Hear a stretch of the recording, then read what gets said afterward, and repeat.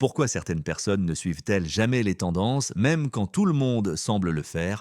Pourquoi plus une chose devient populaire, plus elle ressent du rejet? Est-ce de la simple rébellion? Ou y a-t-il quelque chose de bien plus profond qui se joue dans leur esprit? Car derrière ce comportement ne se cache pas seulement une décision consciente, mais un conflit interne entre liberté, identité et pression sociale. Et le plus troublant est ceci. Et tous ceux qui rejettent les tendances ne le font pas pour la même raison. Restez, car comprendre cela peut changer complètement la façon dont vous vous voyez vous-même et dont vous voyez les autres. Rejeter les tendances n'est pas un acte superficiel, ni une simple posture esthétique. Dans la plupart des cas, cela naît d'un sentiment profond d'inconfort face à l'idée de suivre la foule. Très tôt, ces personnes commencent à percevoir que quelque chose ne colle pas quand tout le monde fait la même chose, pense la même chose et désire la même chose. Ce n'est pas de la haine envers les autres, mais une réaction interne face à l'uniformité. Au fond, le problème central n'est pas la tendance en soi, mais ce qu'elle représente. Les modes arrivent souvent accompagnés d'une pression silencieuse. Le besoin de s'adapter, d'appartenir, de ne pas être exclu. Pour certaines personnes, cette pression est vécue comme une menace directe pour leur identité. Elles ne cessent de se demander pourquoi elles devraient adopter quelque chose simplement parce que c'est populaire. Qui a décidé que c'était la bonne chose à faire? Et qu'en est-il de l'individualité? Ce conflit a souvent des racines plus profondes. Beaucoup de ces personnes ont grandi en remettant en question les normes, en observant les contradictions entre ce qui est dit et ce qui est réellement fait. Elles ont appris à analyser avant d'accepter. C'est pourquoi, lorsqu'une tendance apparaît massivement, leur premier réflexe n'est pas d'imiter, mais de douter. Douter de l'authenticité, de l'intention derrière, du bénéfice réel. Ici surgit une question clé: rejettent-elles les tendances par conviction ou par défense? Pour certains, c'est une manière de protéger leur espace mental. Suivre les modes implique de consommer des idées, des styles et des comportements qui ne s'alignent pas toujours avec ses propres valeurs. Dire non devient alors une barrière, un moyen de garder le contrôle sur qui elles sont et sur la façon dont elles vivent. Mais il existe aussi un second niveau au problème. En rejetant ce qui est populaire, ces personnes sont souvent incomprises. On les étiquette comme arrogantes, antisociales ou compliquées. Cette incompréhension renforce encore plus leur distance avec la majorité. Plus on les presse pour qu'elles s'intègrent, plus elles s'accrochent à leur position. C'est un cercle silencieux qui se referme peu à peu. L'important est de comprendre que ce comportement ne surgit pas de nulle part. Ce n'est ni une pause ni une stratégie pour attirer l'attention. C'est le résultat d'une tension constante entre le désir d'être fidèle à soi-même et la force écrasante du conformisme social. Et bien que de l'extérieur cela ressemble à un simple refus, à l'intérieur c'est souvent une lutte constante. Ce n'est que la première couche du phénomène, car à mesure que nous approfondissons, nous découvrons que tous ceux qui rejettent les tendances ne le font pas pour les mêmes raisons et n'arrivent pas aux mêmes conséquences. Certaines motivations sont conscientes, d'autres totalement invisibles, même pour eux-mêmes. Quand on observe de plus près ceux qui rejettent systématiquement les tendances, une couche plus profonde apparaît, rarement mentionnée. Il ne s'agit pas seulement de goût personnel ou d'une posture intellectuelle, mais de motivation invisible qui opère ça presque en silence. Beaucoup de ces personnes ne savent pas toujours expliquer pourquoi elles ressentent du rejet, elles le ressentent simplement comme quelque chose d'inévitable. L'une des motivations les plus courantes est le besoin de contrôle interne. Les tendances, par définition, viennent de l'extérieur. Elles sont imposées par des dynamiques sociales, des algorithmes, des figures d'autorité culturelle ou une pression collective. Pour certaines personnes, accepter quelque chose d'externe sans un processus interne de validation génère un sentiment de perte d'autonomie. Elles se demandent constamment pourquoi elles devraient laisser les autres décider de ce qu'il faut penser, comment s'habiller ou comment se comporter. Une autre motivation puissante est l'hypersensibilité à la manipulation sociale. Ces personnes détectent des schémas là où d'autres ne voient que divertissement ou normalité. Elles perçoivent comment une mode se construit, comment un message a été répété jusqu'à devenir une vérité et comment la masse l'adopte sans le remettre en question. Cette conscience provoque de la méfiance et cette méfiance se transforme en rejet automatique. L'expérience passée entre également en jeu. Beaucoup d'entre elles ont suivi des tendances par le passé et ont fini par se sentir vides, déconnectées ou même trahies par leurs propres décisions. Elles ont appris, parfois douloureusement, que s'intégrer ne signifie pas toujours se sentir épanoui. Cette mémoire émotionnelle reste gravée et agit comme une alarme chaque fois que quelque chose de nouveau et de populaire surgit. Ici surgit une autre question clé: et si le rejet ne s'adressait pas à la tendance, mais à la version d'elle-même qu'elle serait si elle la suivait? Pour certains, adopter des modes implique de trahir une identité qu'ils ont construites avec effort. Ils ont investi du temps pour se définir comme des individus indépendants, critiques, différents. Suivre une tendance pourrait briser cette image interne et la peur de cette perte est plus forte que le désir d'appartenir. Cependant, tout n'est pas conscient. Dans de nombreux cas, il existe une contradiction interne. Bien qu'elle rejette ce qui est populaire, elles continuent de l'observer de près. Elles analysent, comparent, jugent.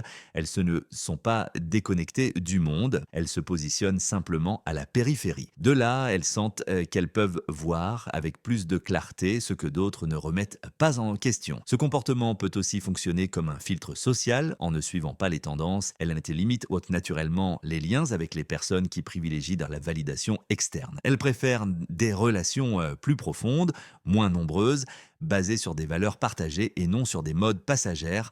Le rejet devient alors une manière de sélectionner son entourage.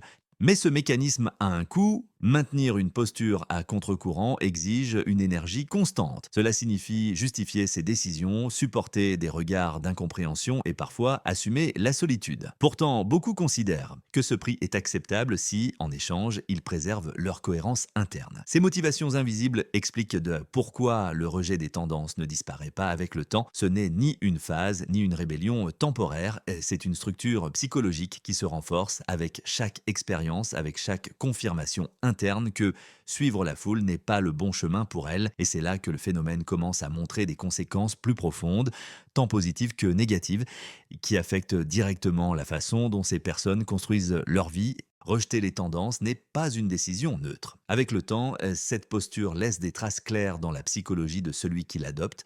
Certaines de ces conséquences renforcent l'identité. D'autres, en revanche, introduisent des tensions internes difficiles à reconnaître. En premier lieu, un sentiment intense de cohérence personnelle apparaît. Ces personnes éprouvent souvent un alignement profond entre ce qu'elles pensent, ce qu'elles ressentent et ce qu'elles font. Elles ne vivent pas avec l'inconfort de feindre des intérêts qui ne les représentent pas, ni d'adopter des comportements uniquement pour s'intégrer. Cette cohérence génère une forme particulière de tranquillité interne, un calme qui ne dépend pas de l'approbation extérieure. Cependant, cette même cohérence peut se transformer en rigidité. À force de se définir pendant des années comme quelqu'un qui ne suit pas les modes, toute déviation est perçue comme une menace pour l'identité. Cela peut conduire à rejeter des idées valables uniquement parce qu'elles sont devenues populaire, l'esprit commence à confondre pensée critique et opposition systématique, et la frontière entre indépendance et obstination devient floue. Une autre conséquence notable est la perception du temps. Ceux qui vivent en dehors des tendances ont tendance à évoluer à un rythme différent. Ils ne ressentent pas l'urgence de s'adapter, ni l'anxiété d'être en retard. Tandis que l'environnement change rapidement, ils observent avec distance. Cela peut être un avantage car cela leur permet de prendre des décisions plus réfléchies, mais cela peut aussi générer une déconnexion avec la réalité sociale immédiate. Au niveau émotionnel, la solitude est un facteur récurrent. Il ne s'agit pas toujours d'un isolement physique, mais d'un sentiment de ne pas appartenir totalement. Être entouré de monde et pourtant sentir que l'on parle une langue différente. Cette expérience peut renforcer l'autosuffisance émotionnelle, mais aussi endurcir la sensibilité envers les autres. Beaucoup développent une image d'eux-mêmes en tant qu'observateurs. Ils se voient nautikunista comme ceux qui analysent le monde de l'extérieur, détectant les incohérences, les exagérations et les manipulations. Cette position offre de la clarté, mais aussi une distance émotionnelle. Parfois, ils ont du mal à s'impliquer pleinement dans des expériences collectives, même quand celles-ci pourraient être enrichissantes. Une relation particulière avec la reconnaissance apparaît également. En ne cherchant pas de validation massive, ils apprennent à tirer satisfaction de réussites internes, silencieuses, difficiles à expliquer aux autres. Néanmoins, quand cette reconnaissance ne vient jamais de l'extérieur, une frustration sourde peut surgir. Une question inconfortable commence à émerger. Et si personne ne voyait vraiment qui je suis? Le rejet systématique des tendances peut renforcer le sentiment de singularité, mais aussi alimenter une comparaison constante avec la majorité. Même s'ils disent ne pas avoir besoin d'approbation, la référence au groupe reste présente. La différence est qu'elle se définit désormais par contraste et non par appartenance, et ce contraste continu consomme de l'énergie mentale. Avec le temps, temps, beaucoup découvrent qu'aller à contre-courant n'est pas un acte ponctuel, mais un mode de vie qui exige des ajustements constants. Ils apprennent à négocier intérieurement quand rester ferme et quand s'assouplir. Certains y parviennent avec équilibre, d'autres s'enferment dans une posture défensive qui les protège mais les limite également. Ces conséquences psychologiques ne sont ni bonnes ni mauvaises en soi, elles sont le résultat logique d'un choix profond, donner la priorité à l'authenticité plutôt qu'à l'intégration sociale. Mais ce choix ne se fait pas dans le vide, il a des effets directs sur les relations, sur la façon d'aimer, de travailler et de se lier au monde. Et c'est précisément sur ce terrain, celui des relations humaines, que ce rejet des tendances révèle son impact le plus complexe et le plus contradictoire. Les relations humaines sont le théâtre où se manifestent le plus clairement les conséquences du refus de suivre les tendances. Ici, l'indépendance de pensée cesse d'être une idée abstraite pour devenir une expérience quotidienne, tantôt enrichissante, tantôt profondément inconfortable. Dans la sphère sociale, ces personnes perçoivent non souvent une distance invisible avec les autres. Ce n'est pas qu'elles rejettent le contact, mais beaucoup de conversations leur semblent superficielles ou prévisibles. Les sujets poussés par des modes éphémères, les opinions répétées sans réflexion ou les enthousiasmes collectifs génèrent chez elles un sentiment de déconnexion. Cela les amène à moins participer, à parler avec plus de prudence et à observer plus qu'elles n'interviennent. Avec le temps, cette attitude peut être interprétée à tort comme de la froideur ou de la supériorité. Les autres peuvent se sentir non compris ou dévalorisés, alors qu'en réalité, il existe simplement une différence dans la manière de traiter la réalité. Cette incompréhension mutuelle crée des barrières subtiles qui rendent difficile la construction de liens profonds et durables. En amitié, la sélection devient inévitable. Ces personnes ont tendance à s'entourer de peu d'individus, mais avec lesquels elles établissent des relations intenses et authentiques. Elles préfèrent la profondeur à la quantité, cependant ce choix implique de renoncer à certains espaces sociaux où l'échange est plus léger et spontané. La conséquence est une vie sociale plus restreinte, mais émotionnellement plus exigeante dans les relations affectives. L'impact est encore plus complexe. Ne pas suivre les tendances signifie aussi ne pas adhérer à des modèles romantiques préfabriqués. Cela peut générer des conflits avec des partenaires qui attendent des comportements conventionnels ou des gestes dictés par des normes sociales implicites. La personne indépendante peut aimer profondément, mais pas toujours d'une manière reconnaissable pour l'autre. Surgit alors une tension constante entre authenticité et adaptation. Jusqu'où céder pour maintenir l'harmonie sans se trahir soi-même? Cette question revient inlassablement. Certains choisissent de rester fermes, quitte à perdre des relations. D'autres tentent de s'adapter partiellement, générant un sentiment interne d'incohérence qui finit tôt ou tard par remonter à la surface. Dans le milieu professionnel, la résistance aux tendances se manifeste par une pensée critique. Ces personnes n'acceptent pas des idées simplement parce qu'elles sont populaires. Au sein d'une entreprise ou d'un secteur, elles questionnent les processus, détectent les incohérences et proposent des alternatives. Cela peut en faire des éléments précieux, mais aussi des figures inconfortables pour des structures hiérarchiques rigides. Et il n'est pas rare qu'elles connaissent une progression professionnelle plus lente, non par manque de capacité, mais parce qu'elles fuient le jeu social nécessaire pour gravir les échelons. L'autopromotion, l'alignement sur les discours dominants ou l'adoption d'une image à la mode leur paraissent artificielles. Elles préfèrent que leur travail parle de lui-même, même si le système ne fonctionne pas toujours ainsi. Au niveau familial, la différence de rythme et de valeur génère aussi des frictions, tandis que certains membres suivent des schémas traditionnels ou des modes culturels. Celui qui va à contre-courant peut être perçu comme étrange, distant ou difficile à comprendre. Les conversations se remplissent de silence et de sujets évités, non par manque d'affection, mais par manque d'un langage commun. Malgré tout, cette posture attire aussi des personnes semblables. De manière presque silencieuse, un réseau invisible d'individus qui se reconnaissent entre eux se forme. Ils n'ont pas besoin de beaucoup de mots pour se comprendre. Ils partagent le sentiment d'être en dehors du centre, mais aussi la conviction que cette position leur permet de voir avec plus de clarté. Les relations deviennent alors un équilibre délicat entre proximité et distance. Ne pas suivre les tendances ne signifie pas rejeter les autres, mais entrer en relation depuis un endroit différent. Un endroit plus lent, plus réfléchi, moins bruyant. Mais cet endroit a un prix émotionnel que tout le monde n'est pas prêt à payer. Et quand le temps passe et que la vie avance, une question inévitable surgit. Que reste-t-il de ce choix à long terme? Quel est le véritable héritage psychologique d'une vie passée, toujours à la marge du courant? Avec le temps, ne pas suivre les tendances cesse d'être seulement un choix intellectuel pour devenir un fardeau émotionnel silencieux. Au début, l'indépendance est vécue comme une forme de liberté, mais à mesure que les années passent, une usure interne apparaît qui n'est pas toujours évidente de l'extérieur. L'un des premiers coups est la solitude cognitive. Penser différemment implique souvent de ne pas trouver d'écho immédiat dans son environnement.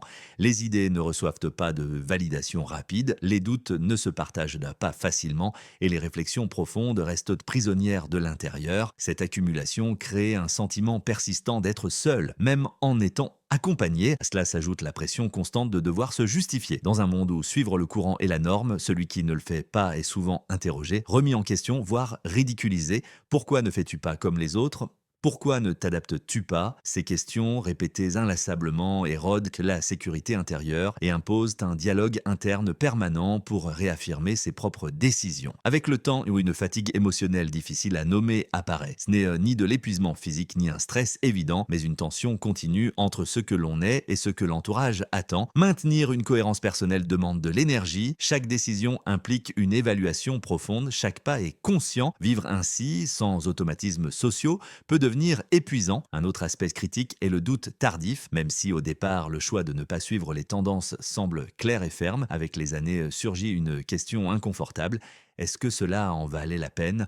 Ce doute ne naît pas d'un regret immédiat, mais d'une comparaison silencieuse avec ceux qui ont suivi des chemins plus conventionnels et semblent avoir trouvé stabilité, reconnaissance ou appartenance. L'esprit commence à réviser les décisions passées, des relations qui n'ont pas tenu, des opportunités qui n'ont pas été saisies, des moments où s'adapter aurait facilité les choses. Cet exercice mental peut se transformer en une autocritique sévère s'il n'est pas géré avec soin.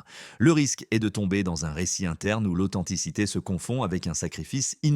Il existe aussi le danger de s'endurcir émotionnellement pour se protéger du rejet ou de l'incompréhension. Certaines personnes développent une carapace psychologique.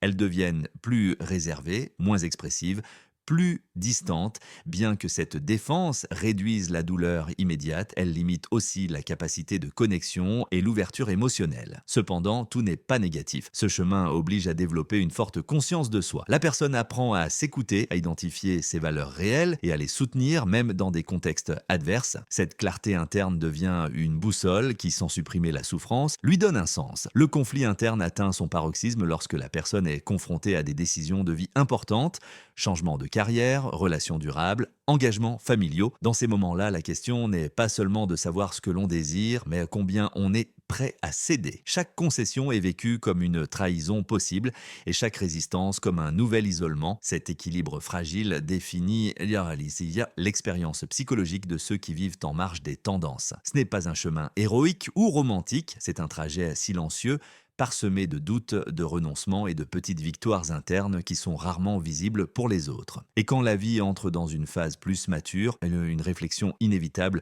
surgit. Au-delà du coup, que laisse cette façon de vivre? Existe-t-il un héritage émotionnel qui justifie tout ce qui a été perdu? Quand le rythme extérieur ralentit et que les tendances perdent leur urgence, une question émerge qu'on ne peut éviter. Que reste-t-il vraiment après avoir vécu en marge? À ce stade, il ne s'agit plus de prouver quoi que ce soit, ni de résister. Il s'agit d'observer avec une honnêteté brutale le résultat d'une vie guidée par ses propres critères. La première chose qui apparaît est une identité solide. Contrairement à ceux qui se sont constamment adaptés aux attentes extérieures, il n'y a pas ici de biographie fragmentée.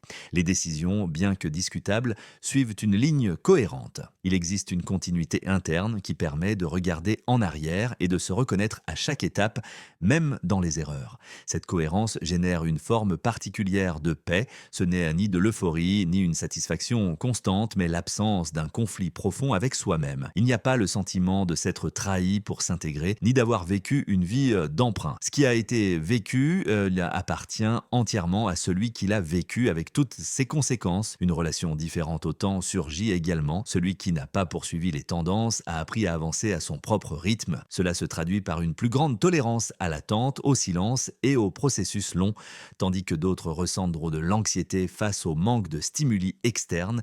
Ici, le vide devient un espace fertile pour la réflexion. Les relations qui subsistent acquièrent une valeur spéciale. Elles ne sont pas nombreuses, mais elles sont authentiques. Elles sont construites sur une affinité réelle et non sur la convenance sociale. Ces connexions, bien que rares, offrent une profondeur émotionnelle difficile à trouver dans des liens plus superficiels. Chaque conversation a du poids, chaque rencontre laisse une trace. À cette étape, la validation externe perd de son importance. On ne cherche plus l'approbation ni la reconnaissance. Le critère interne devient l'unique référent. Cela ne signifie pas de l'indifférence envers les autres, mais une liberté émotionnelle qui permet d'écouter sans dépendre, de partager sans s'adapter et de ne pas être d'accord sans culpabilité. Au niveau mental, une clarté peu commune se développe et des années de questionnement constant entraînent la capacité d'analyse et la vision critique. La personne identifie des schémas, anticipe des conséquences et comprend les dynamiques sociales avec plus de profondeur. Cette lucidité n'apporte pas toujours le bonheur, mais elle apporte la compréhension. Cependant, cette clarté implique aussi un dernier renoncement, l'illusion d'appartenir pleinement. Même à la maturité, le sentiment d'être légèrement à l'écart persiste. Cela ne fait plus mal comme avant, mais cela ne disparaît pas non plus. C'est le prix final d'avoir choisi une identité propre plutôt qu'une identité partagée. Avec le temps, cette marginalité se transforme en une observation sereine. La personne cesse de lutter contre le système ou de se définir par opposition à lui. Elle existe tout simplement consciente de ses limites et de sa place. Cette acceptation marque la fin d'un long conflit interne. Ce qui reste alors, ce n'est ni une victoire visible, ni une défaite évidente. C'est une forme de sagesse silencieuse, une compréhension profonde de soi-même et du monde, construite sans raccourci, sans manuel et sans garantie. Et c'est à ce point que surgit la dernière question, la plus importante de toutes. Quand tout s'arrête, quand le bruit social se dissout complètement, comment mesure-t-on une vie bien vécue? Quand tout a été dit et qu'il ne reste plus rien à prouver, vient le moment du bilan, pas celui que font les autres, mais celui que l'on formule en silence, loin des regards d'autrui. Dans cet instant final, la vie cesse d'être mesurée en accomplissement visible pour être évaluée selon un critère beaucoup plus intime. La première question n'est pas combien on a obtenu, mais quelle part de vérité il y avait dans chaque pas. Les décisions sont-elles nées de la peur ou de la conviction? Le chemin a-t-il été choisi par désir propre ou par pression externe? Ici, il n'existe pas de réponse confortable, seulement l'honnêteté. Et cette honnêteté, bien qu'inconfortable, est le seul paramètre qui compte. Une vie vécue à la marge n'offre jamais de garantie de succès traditionnel. Elle ne promet ni stabilité, ni reconnaissance, ni acceptation, mais elle offre autre chose, une cohérence interne et avec elle, la possibilité de fermer les yeux sans avoir le sentiment d'avoir joué un rôle imposé pendant des décennies. En regardant en arrière, les erreurs ne pèsent non plus comme des échecs, mais comme des épreuves nécessaires. Chaque faux pas confirme que le chemin était réel et non une imitation. Même la douleur prend un sens, car elle n'était pas la conséquence du reniement de soi, mais le prix conscient d'un choix. L'absence d'applaudissements cesse d'être un manque. On comprend que le silence extérieur n'équivaut pas au vide intérieur. Ce qui n'a pas été célébré par la foule a pu être profondément significatif au niveau individuel. Et dans cette compréhension, le besoin de validation se dissout complètement. On reconnaît aussi que tout n'a pas été bénéfice. Il y a eu de la solitude, de l'incompréhension et des moments de doute profond, mais ces moments ne sont ni cachés ni niés. Ils font partie du bilan final. Ils sont la preuve que le chemin n'a été ni facile ni automatique, mais choisi encore et encore. Une vie bien vécue n'est pas celle qui évite le conflit, mais celle qui le traverse sans se trahir. Ce n'est pas celle qui s'insère parfaitement, mais celle qui garde sa forme, même sous pression. Et cette forme, bien qu'irrégulière, est authentique. À la fin, il ne reste ni récit héroïque ni histoire exemplaire. Il reste une conscience tranquille, la certitude d'avoir vécu de l'intérieur vers l'extérieur et non l'inverse, d'avoir écouté sa propre voix même quand le bruit extérieur était assourdissant. Quand vient le dernier silence, peu importe que le monde se souvienne ou non de ce nom, ce qui importe c'est que dans ce silence, il n'y ait pas de regret de ne pas avoir osé, car le plus grand échec n'est pas de se tromper mais de ne pas avoir vécu selon ce que l'on savait être vrai, et c'est ainsi que sans proclamation ni fin grandiose, le cercle se referme, pas avec une conclusion définitive, mais avec une pleine acceptation. La vie n'a été ni gagnée ni perdue, elle a simplement été vécue avec intégrité.